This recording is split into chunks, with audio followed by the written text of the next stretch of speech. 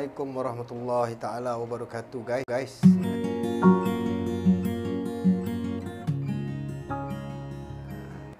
Kita berjumpa lagi bersama saya Don Jai.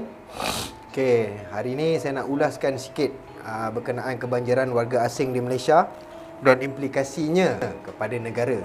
So hari ini saya nak ulas sikit lah tentang kebanjiran warga asing ni. Okey, Malaysia adalah negara yang terbuka untuk kemasukan warga asing bekerja di negara ini. Dalam isu warga asing ini, isu yang sering menjadi perhatian rakyat Malaysia kerana ia sering ditimbulkan oleh pembangkang atau kerajaan saban tahun. Jumlah kemasukan warga asing juga semakin meningkat dan membanjiri hampir setiap pelosok negeri di negeri ini. Di negara kita lah kan. So korang kena tahu implikasi dia, kesan-kesan buruk terhadap kemasukan warga asing di negara Malaysia ni.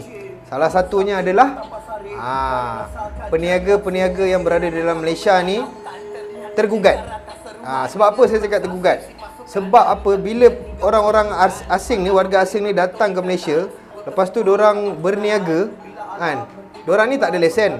Jadi diorang ni menggunakan proksi yang ada dekat dalam Malaysia ni. Proksi tu contohnya orang tempatan lah, untuk dapatkan lesen, untuk berniaga dan mendapat tapak lah dekat Malaysia ni untuk menjalankan bisnes-bisnes diorang. Jadi kat sini rakyat Malaysia ni marah lah, betul tak? Marah sebab apa? Bukanlah marah sebab dengki ke apa, tak ada kan.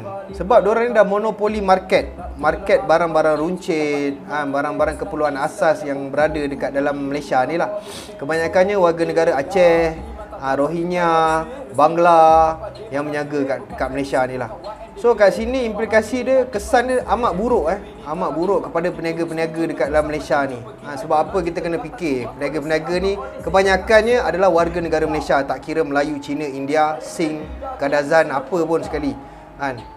Tapi bila orang lain, warga negara luar, bukan warga negara Malaysia ni, dah monopoli market runcit di Malaysia ni, implikasi dia kepada peniaga-peniaga amat teruk. Kesian. Orang nak pergi kedai Melayu, orang pergi kedai Aceh, pasal diorang main harga. Sama juga kan? Sama juga macam pendatang-pendatang lain, Indon ke, Bangla ke, sama juga diorang main harga kan? Jadi kat sini apa yang saya nak luahkan adalah isi hati rakyat. So kerajaan tolong ambil orang cakap, ambil berat lah pasal benda-benda macam ni. Sebab kebanjiran warga asing kat Malaysia ni bukan satu benda yang baru. Ini benda yang lama.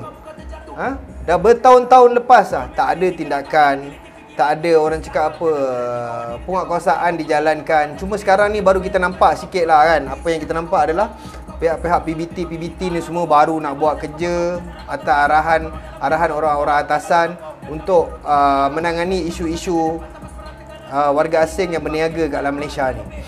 So kita harapkanlah daripada kerajaan Malaysia ni untuk terus menjalankan operasi-operasi macam ni, membentras pendatang-pendatang tanpa izin ni yang berniaga, yang cuba merampas rezeki. Orang cakap bukan merampas rezeki lah, dia macam cuba untuk monopoli market barang-barang runcit di dalam Malaysia ni.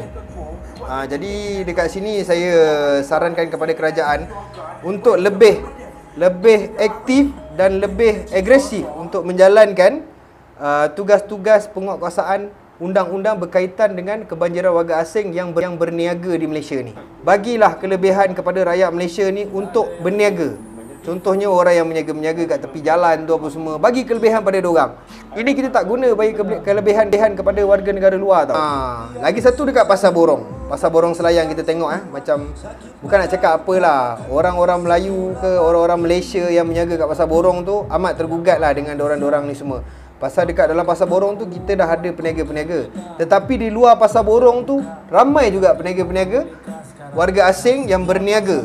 Seolah-olah macam dia nak potong queue pula. Dia nak potong queue peniaga-peniaga yang ialah peniaga-peniaga Malaysia ataupun peniaga-peniaga tempatan yang berniaga di Pasar Borong. Jadi benda ni kita tak boleh pandang remeh.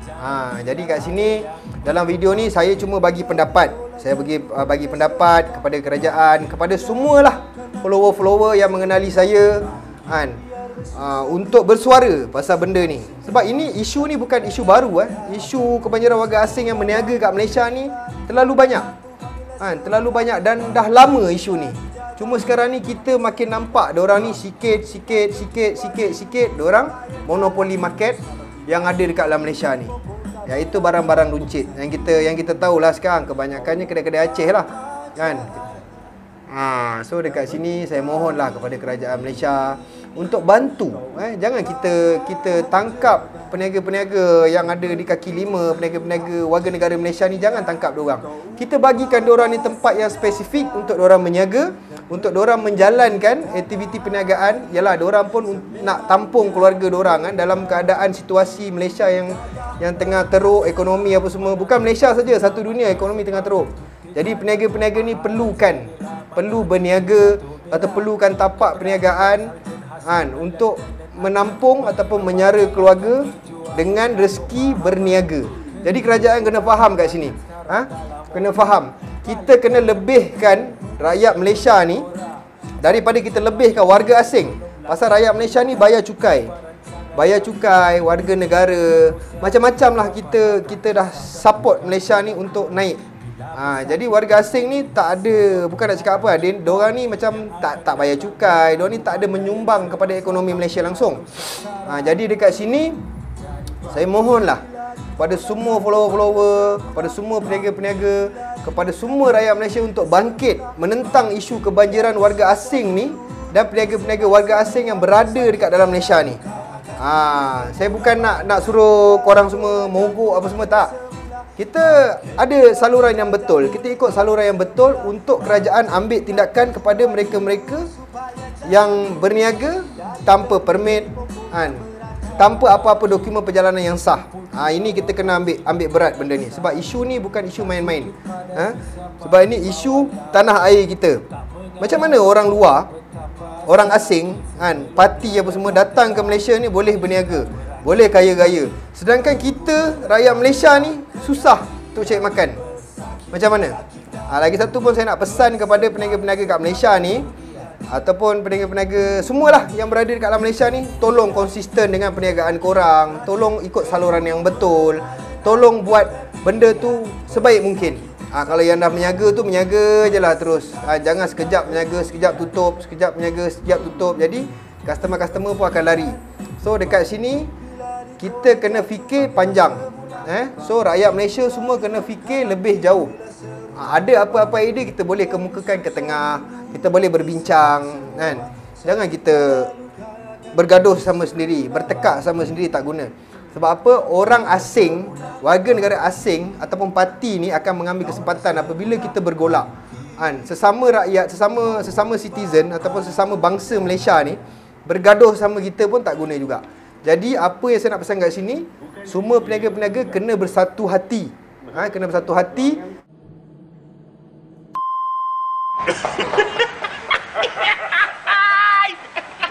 Dan buat saluran yang betul untuk berniaga. Okey? Dekat sini pun saya rasa tuan-tuan dan puan-puan semua dah jelas dengan apa yang saya nak terangkan dekat sini. So daripada video ni jugalah saya nak menyampaikan sedikit sedikit input yang baik kepada semua. Bukan kepada saya saja, kepada semua sekali. So saya harap semua peniaga-peniaga kat Malaysia ni buatlah apa yang saya cakap tu, ataupun ikutlah saluran yang betul untuk berniaga. Okey guys, kita jumpa lagi pada video yang akan datang. Semoga kita diberi kesihatan yang baik dalam bulan Ramadan ini. So kita jumpa lagi. Assalamualaikum warahmatullahi taala wabarakatuh. Ciao.